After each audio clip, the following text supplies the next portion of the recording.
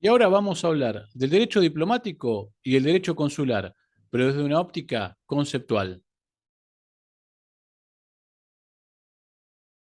Las reglas que regulan los distintos aspectos de las relaciones diplomáticas constituyen una de las primeras expresiones del derecho internacional.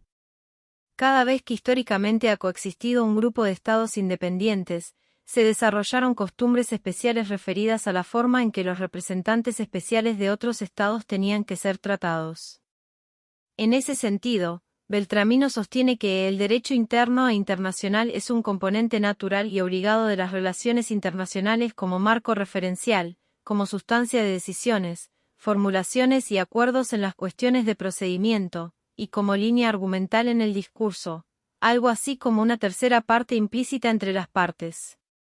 La diplomacia como método de comunicación entre diversas partes, incluidas las negociaciones entre agentes reconocidos, es una institución antigua y las normas jurídicas internacionales que regulan sus manifestaciones son el resultado de siglos de práctica estatal.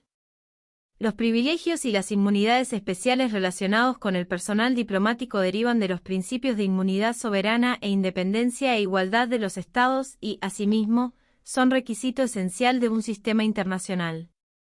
Los estados deben negociar y celebrar consultas entre sí y con las organizaciones internacionales y, para hacerlo, precisan del personal diplomático. Dado que estas personas representan a sus estados de diversas maneras, se benefician del principio jurídico de la soberanía estatal. Por otra parte, se trata también de una cuestión de conveniencia práctica. No es necesario insistir en la marginación a la que estaría llamado el Estado que, de manera voluntaria y continua, se negara a establecer relaciones diplomáticas en un escenario internacional caracterizado precisamente por, entre otras, intensas relaciones de interdependencia. Este aislamiento podría, sin embargo, ser considerado incluso un efecto menor de resultar de ese comportamiento inobservadas obligaciones jurídicas centrales del derecho internacional. Así, por ejemplo, la solución pacífica de controversias, que necesita de las relaciones diplomáticas y consulares, como medio amistoso más eficaz de darle cumplimiento. Durante mucho tiempo, el derecho diplomático se basó principalmente en la costumbre.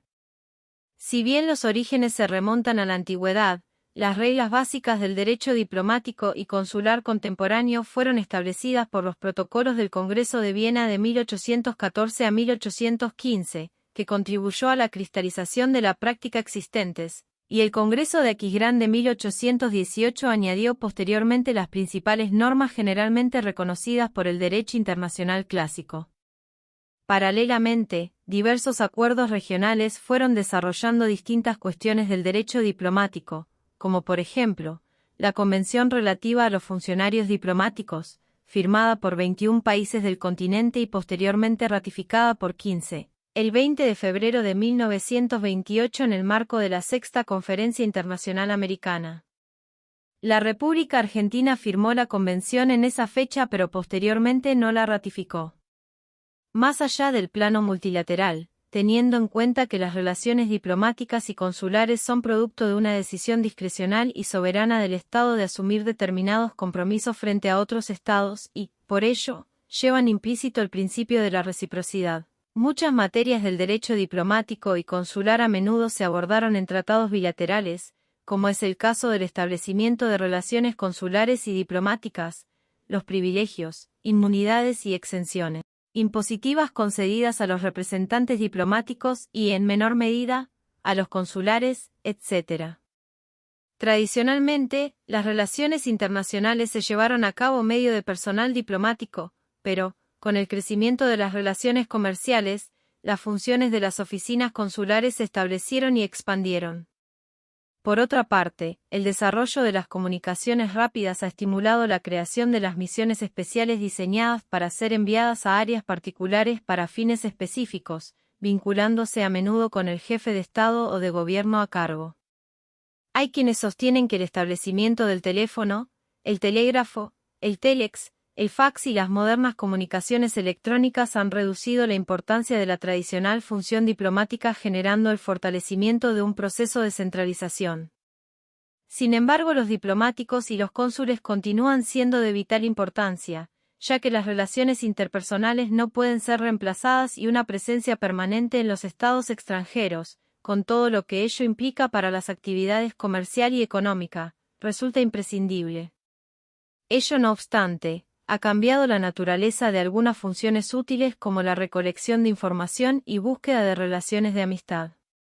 Si bien el lenguaje de la diplomacia ha cambiado a lo largo de los siglos, del latín al francés y al inglés, el derecho internacional ha proporcionado un vínculo muy importante y en constante evolución a las relaciones entre los estados. Hoy en día en muchas áreas del derecho internacional las reglas están claramente fijadas, mientras que en otras están en un permanente proceso de creación, codificación y desarrollo progresivo. Como sucede con la legislación nacional, la pregunta es cómo se aplicarán esas reglas a los hechos concretos que susciten controversias entre los estados. Definición de diplomacia. Aunque la mayoría de las obras existentes abordan de manera primaria el término diplomacia, y pocas se refieren expresamente al derecho diplomático, existen diversas definiciones de esta materia.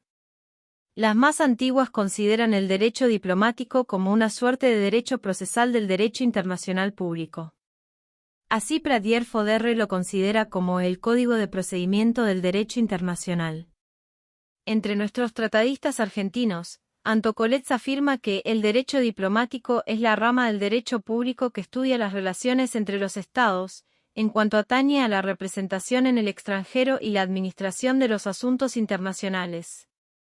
Se puede decir que el derecho diplomático es al derecho internacional lo que el derecho procesal es al derecho civil. En el mismo sentido, es decir, suponiéndolo como el derecho objetivo que corresponde al derecho internacional público sustantivo y se encuentra respecto a este como el procesal ante el derecho privado, Ferreira de Melo lo define como la rama del derecho público externo que se ocupa especialmente de las prácticas de las relaciones exteriores de los estados, de las reglas que presiden la representación nacional en el extranjero y la manera de negociar. Autores más modernos como de Lyon de Peter y Cayey son más precisos y tienden a soslayar el carácter procesal del derecho diplomático. Así, Cayey define el derecho diplomático como el conjunto de normas jurídicas destinadas a regular las relaciones que se crean entre los diferentes órganos de los sujetos de derecho internacional encargados de manera permanente o temporal de las relaciones exteriores de tales sujetos. Rosalind Higgins, antigua jueza de la Corte Internacional de Justicia y asesora del gobierno británico en todas las etapas de la negociación que condujo a la adopción de la Convención de Viena sobre Relaciones Diplomáticas de 1961, considera que el derecho diplomático regula la conducta de las relaciones entre los órganos representativos de un Estado que prestan funciones en el territorio de otro Estado, y el Estado receptor. Su objetivo es facilitar la diplomacia internacional, equilibrando la consecución de los intereses de política exterior del Estado acreditante con el respeto por la soberanía territorial del Estado receptor.